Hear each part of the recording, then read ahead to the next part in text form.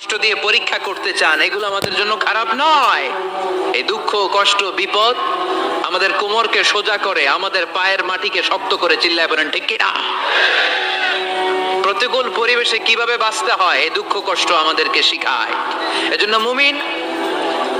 মুমিন বান্দার বৈশিষ্ট্য হচ্ছে দুঃখ, কষ্ট, বেদনা, জ্বালা এগুলোতে সে আপসেট হয় না, সে হাল ছেড়ে দেয় না, সে ভরসা রাখে একজনের উপর। চিল্লায় বলতে হবে তিনি কে? কারণ মুমিন জানে রাত্রি যত গভীর হয় অন্ধকার তমানিসা ভেদ করে সুবহে সাদিক হয়। মুমিন জানে গর্ভবতী নারীর পেটের ব্যথা যেই দিন বাড়তে থাকে ওই দিনই নতুন মেহমান আগমনের সময় ঘনাতে থাকে। মুমিন জানে তার জীবনে দুঃখ, কষ্ট, বিপদ যত বাড়তে থাকে সুখের দিন কাছে আসতে থাকে।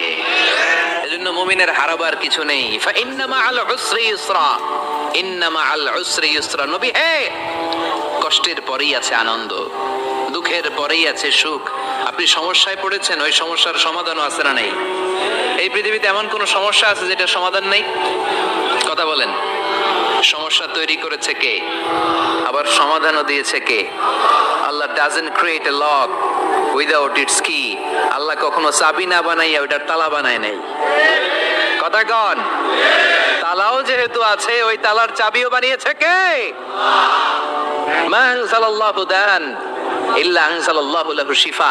আল্লাহ দুনিয়ায় এমন কোন রোগ পাঠায় নাই যেই রোগের ঔষধ বানায় নাই, এমন কোন রোগ নাজিল করে নাই যেই রোগের কোন চিকিৎসা বানায় নাই, হয়তো সেটা আবিষ্কার হয় নাই। অনেকে ক্যান্সারের কথা বলতে পারেন যে হুজুর ক্যান্সার এমন রোগ, এই ক্যান্সার তার নাই কোনো অ্যান্সার, কিন্তু বিজ্ঞানীরা বলতেছে এটারও অ্যান্সার আবিষ্কৃত হচ্ছে।